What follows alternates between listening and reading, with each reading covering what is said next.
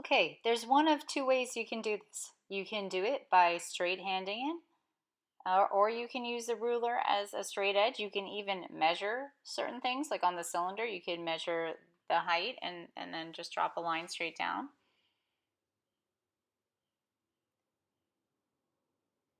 So what I'm doing there is I'm using a method called sighting. You're going to be learning that very soon too, but I'm sighting the angles for the sphere, for the top part of the sphere. And right now the sphere should look like a book that's propped slightly open. So to sight, you look at the object, you hold your pencil at the same angle as the angle that you're trying to capture, you freeze and lock your wrist at that ruler at that angle, and then you transfer that to your page. Again, that's something that I'm going to be teaching you at a later date, but I just wanted to explain why you see my wrist kind of stiff and at a certain angle. It's because I'm trying to sight the angle there.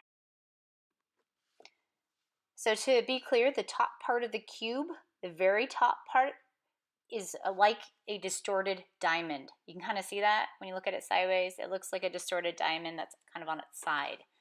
So it's good to kind of compare things to other shapes that you know.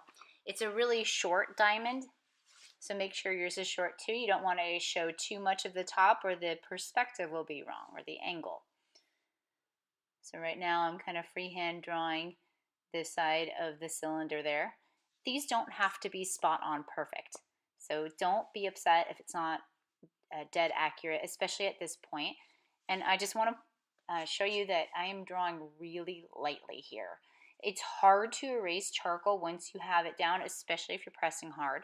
So you want to go really lightly. Your pencil's just kind of skating over the paper, not fully committing to the lines you're putting in there yet. Okay, so right now I'm working on the cylinder.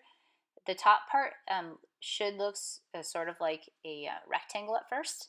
And then I drew that dividing vertical line at the top. And it's equally dividing the top half and the bottom half. And I'm making what's called an ellipse. An ellipse is a stretched out oval.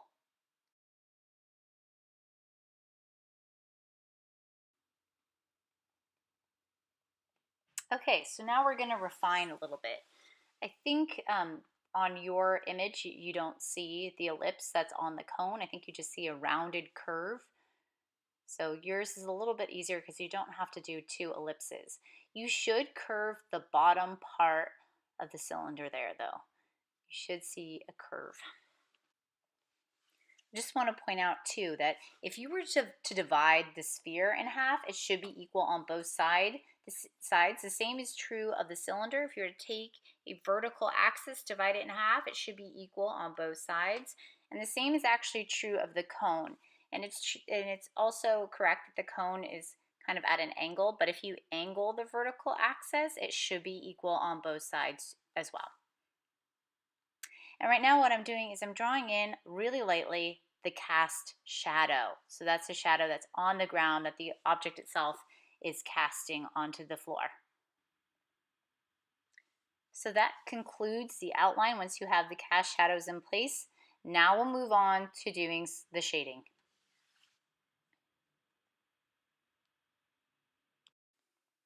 Okay, so now we're going to start with the shading. And you can see I have my reference picture pretty close to where I'm working. So that way I don't have to look as far. I can just look right next to where I'm drawing, check it out, and try and match the values. So the top of the cube, or the box, has a light shading to it. It is not pure white. There's a little bit of a reflection going on. It's reflecting a little bit of the cylinder. And then the left-hand side is fairly dark. So I'm going to be, first of all, going in with the 2B, and then I'm going to switch to the 4B. So I'm filling it in kind of with the 2B first.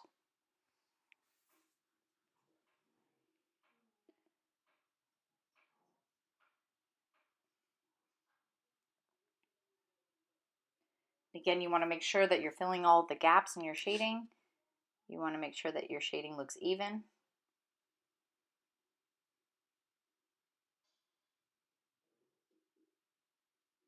You really want to push that three-dimensional quality. So if you look at your cube, the left-hand side, the far left edge of that section is really dark. It's almost a gradient there.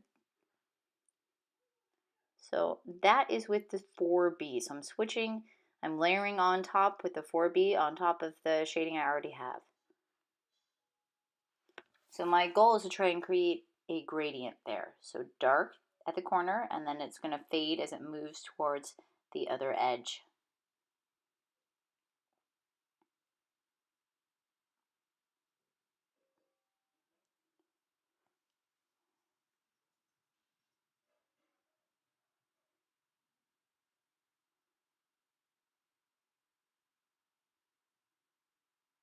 Kind of darkening up along the edge of the cone there.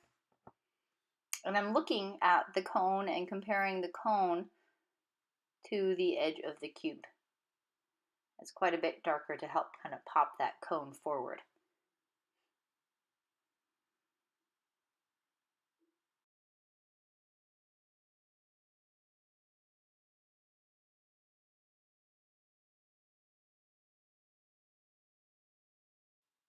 So the cone is the lightest value in terms of the forms. Comparing all 4 forms, the cone is the lightest in value.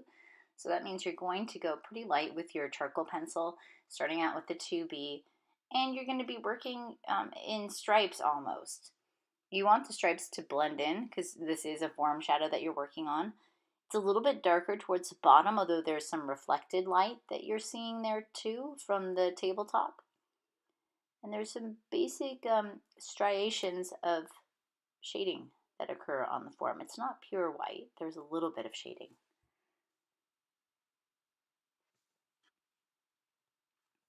I've just changed the edge of the cone there to match what you see in the picture reference.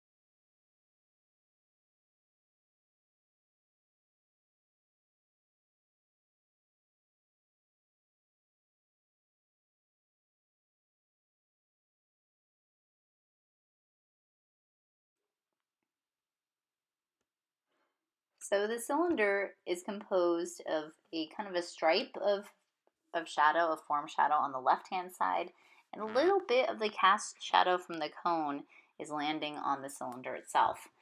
Again, you're going one direction for this form, and I'm going at a diagonal kind of hatch line there, and I'm shading it in on that diagonal, and I'm thinking about those kind of vertical stripes.